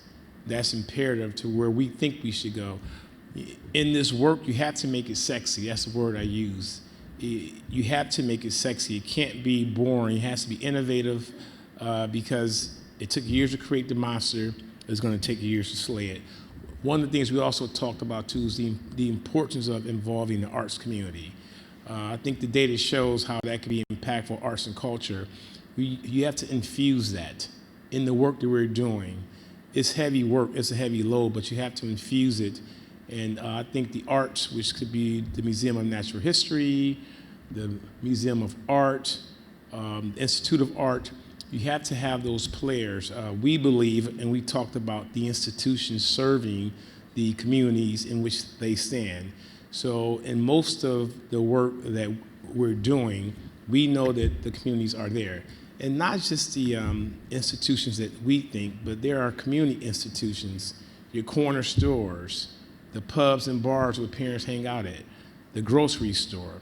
You have to be very innovative in asking the private sector to support work that's going to benefit the community. I think that is it for our report. But you have to, and lastly, certainly the wealth of young people. Some of us are getting older now. The autumn years are fast approaching. So you have to look at how they think and what they're doing to impact this heavy load that we're dealing with. So I thank you. Go Cavs. Let's make it happen, Indians. Thank you.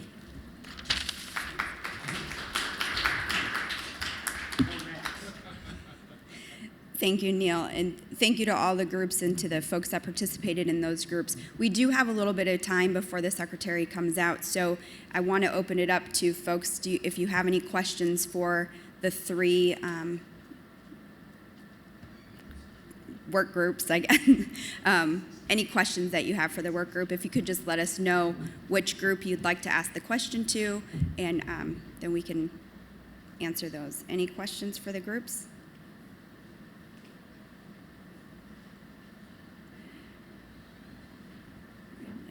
Tom, Neil, or Pete, do you have anything else that you'd like to add?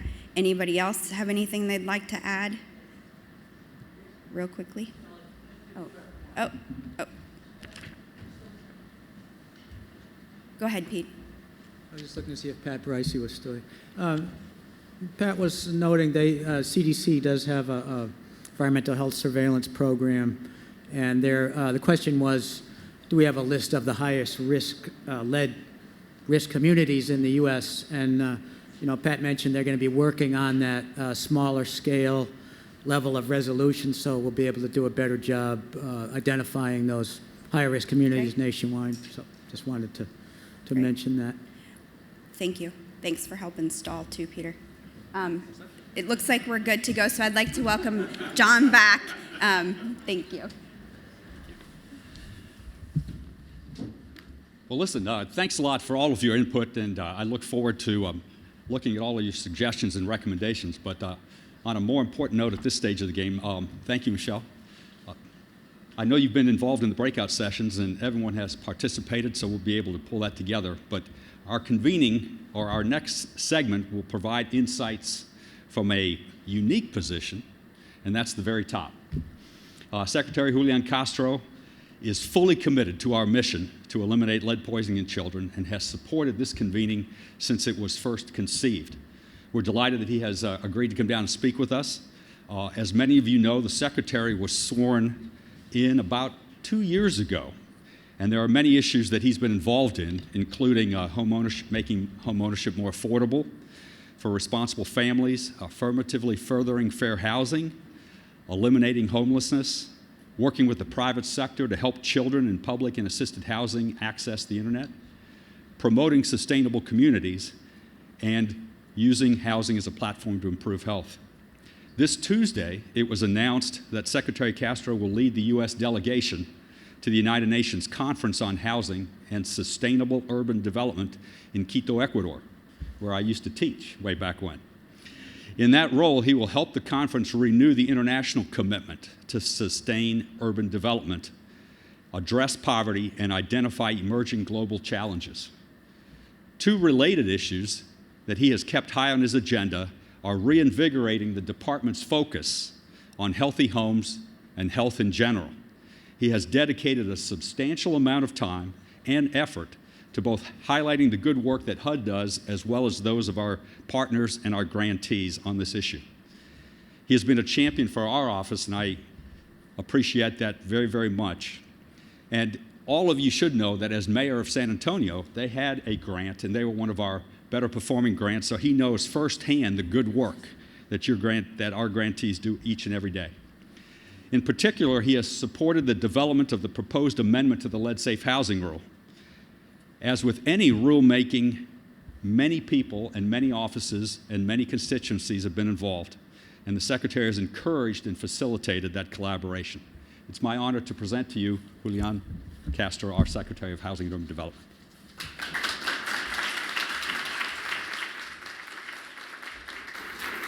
Thanks, John. Thanks a lot. Yeah. Good afternoon.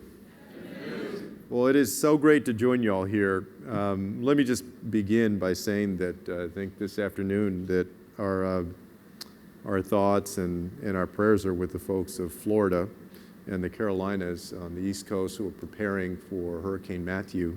I know folks come from all over the United States, and some of y'all may have family down there, so they're in our thoughts today. Thank you, John, for the introduction, but more importantly, thank you for your great leadership and the work that you and the team are doing to ensure that every child is able to live in a healthy home. John and the entire team in the Office of Lead Hazard Control and Healthy Homes have done a fantastic job coordinating today's event. Let's give them a round of applause for that as well. I also want to give a big thank you to all of the partners and the experts who have so generously shared their insight with us today.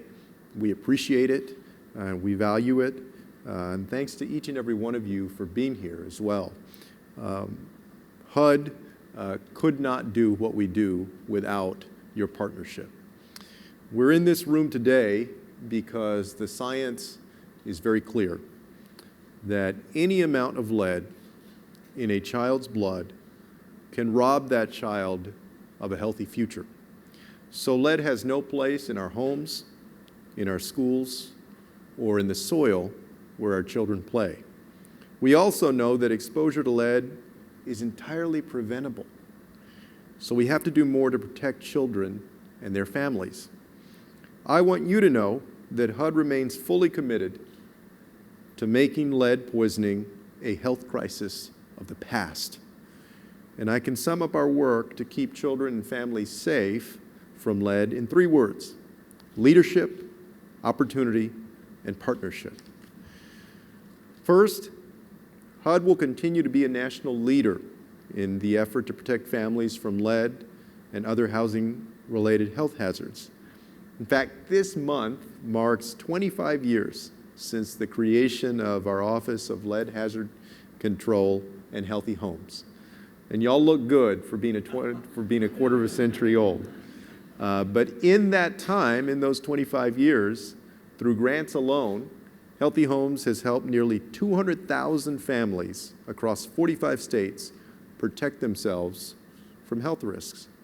And we've used our enforcement powers to remove lead from another 180,000 homes. That's been good for American families. And the fact is that we need to keep working. And that's why we're renewing our focus on advocacy, so that more folks may be at risk, who may be at risk, know that they are at risk, and know where to go for help when they do find themselves at risk. Our Lead Safe Homes, Lead-Free Kids Toolkit is a central part of that effort. And it has 4 basic goals: improving HUD's process for identifying lead hazards, strengthening partnerships with other agencies and with the private sector to better protect Americans from household health risks, providing more resources for Americans so that they're able to identify risks and get them addressed, and establishing a framework for assessing how effective our efforts are so that we can do more of what works and eliminate what doesn't work. I'm pleased that we're already making progress to meet all of those aims. For example, we're working with HUD grantees and other partners to deploy mobile testing units in a number of communities. So we'll better identify children who have been exposed to lead and get them the care that they need more quickly. As you know, a joint CDC-HUD study published in the American Journal of Public Health last month showed that children living in federally assisted housing have about 20% lower blood lead levels on average than similar children in low-income families living in homes where there is no federal assistance. That means hundreds of thousands of children are more likely to succeed in life because they won't suffer from the debilitating effects of lead exposure. We want every child to have that same healthy start. Every child in our nation deserves a safe and healthy place to live, no matter how much money their parents earn or the neighborhood that they grow up in. The second word I mentioned was opportunity, because at HUD, we believe that a home should be a foundation for greater opportunity for every American. And that's been President Obama's belief from the start. The President has said that in our country, a zip code should only matter for getting your mail and never for determining how far you can go in life. And HUD's place-based initiatives are helping to move our nation closer to fulfilling that basic promise. Millions of Americans don't have the money to remediate health risks on their own, and moving their kids to another neighborhood often is not an option. So HUD is investing in low and moderate income communities so that the citizens who live there aren't left out or left behind. And I want to reiterate a point I know you've heard throughout the day, which is that we're counting on every public housing authority to help us in this effort. So make sure that you have a strong team in place to complete your lead-safe certifications if you haven't done that already. A home can't be a springboard for opportunity if it makes you sick or robs your children of their ability to thrive. And I want you to know that now and in the days to come, we're going to put everything we've got into addressing this health crisis head on. And finally, partnerships. Collaboration will remain central to supporting the communities grappling with this health crisis. We rely on partnership with our grantees to educate the public, to remediate home hazards, and protect the families that need it most. Just this morning, one of those grantees, the Washington, D.C. Department of Housing and Community Development, hosted a bilingual education and blood testing event at Mary's Center Daycare in Northeast D.C. to spotlight Children's Health Month. The sooner we identify children who are exposed, the more that we can do to help. And that's why we'll also keep partnering with other federal agencies and with local governments to better address lead hazards in places like Flint, Michigan, or East Chicago, Indiana. HUD may not regulate the water flowing through the pipes in Flint's public housing or the lead emissions from a factory in East Chicago, but even in a supporting role for our partner agencies. Our expertise and our initiatives can help make communities safer and promote more positive change.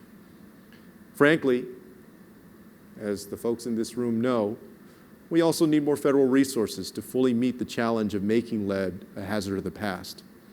I'm glad that some members of Congress have proposed new legislation and new funding. That makes sense, because the investments we make in prevention and remediation more than pay for themselves in the long run. A big thank you to all of our philanthropic partners who are here and who are listening, especially those who are in the room today. You get it, and you've stepped up to reach families who need help, but who oftentimes we just couldn't reach without additional resources. I particularly want to recognize our partners at the National League of Cities. Together, we'll soon kick off an effort to train local leaders on how to address lead hazards in their communities. Because the bottom line is that we know we can't do this work by ourselves. And you're our experts on health, on civil rights, on the environment, on legislation, and on the communities that we serve. The feedback you've provided today will help us to implement a strong new rule that will help save lives for years to come. So again, thank you for that, for joining us today, for being such responsive partners, and most of all, for working to protect the health of our nation's greatest resource, our children. We're truly grateful for your engagement. October, as you all know, is Children's Health Month. And while just about everything that we do here at HUD, in one way or another, benefits the young people of our nation, the work of our Healthy Homes office touches young lives in a very special way. I think of the work we do together to make home the place where opportunity starts, and it makes me think of my own children, Karina and Christian. As a parent, you dream of all the things that your children will accomplish, you hope that they'll accomplish, and their future successes. But so many children in our nation today won't have that healthy start without your work, without your dedication and efforts. So there's one more thing we need you to do. Please visit regulations.gov and share your insight on our proposed rule. Get the folks you work with in community groups, philanthropies, or in the private sector to visit the website and to share their feedback as well. Help make sure we've got all the information and ideas we need to get this rule across the finish line. Together, we can and we will get this done. And it'll bring us one step closer to making home a source of health and opportunity for everyone in our nation. Thank you all very much. Thank you so much for being here. Appreciate it. Thank you, John. Thank you all. Thank you.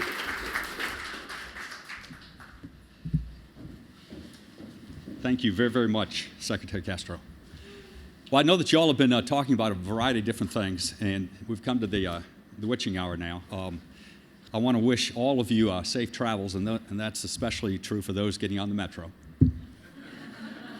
I had a chance to listen to some of the comments earlier. I would love to go through them. You know, Tom, your insights, and Ruth Ann and Dave, Georgie, I want to thank you so much, and especially our federal partners, Pat and Keisha, for coming and participating with us. Anytime you have an opportunity to kind of bring this group together, you get a lot of great suggestions. I did want to at least alert everybody to one thing. There was a lot of comment about what our strategy ought to look like going forward. And I want to energize all of you here to help us over the next 100 days, and especially going into the transition. We're taking a look right now under the auspices of the Presidential Task Force on Environmental Health Risks to Children on what that new strategy ought to look like. Dave was so instrumental, Warren, Peter, and others, in developing the first one. There were a lot of assumptions made. A lot of it had to do with funding. A lot of it had to do with the science at the time. But now we're going back, and Warren and Peter have been charged with working extra hard on updating that strategy. It's going to be one of the agenda items on the President's Task Force agenda for the October 19th, where we're going to at least outline what some of the challenges are, what some of the things we agree on, and where the gaps are. And I know that Pat, on behalf of CDC, is very anxious to be part of that discussion. Keisha from EPA will be part of that discussion, on Ruth. And what I'm suggesting is, what I'd like to do is to take a look at that and you know that we're not going to be able to get it through, right, in the next 100 days. But we can have the framework ready to go so that whoever comes in next understands the importance of this issue, and with some of our partners, they can carry the message to the Hill and help us frame it, if you will, so that we're getting the very best audience going forward. So you've got my commitment on that. It is on the agenda. We will take all of your comments on that. That's on a side issue on the lead-safe housing rule. We do plan to turn that around as quickly as we can. Lourdes, who you met earlier, will probably be one of those that will be pushing so hard to get the comments turned around, and hopefully we can get it signed before this administration changes. That's our goal. Wish us luck. Thank you very, very much for everything, and I wish you all Godspeed. Thank you.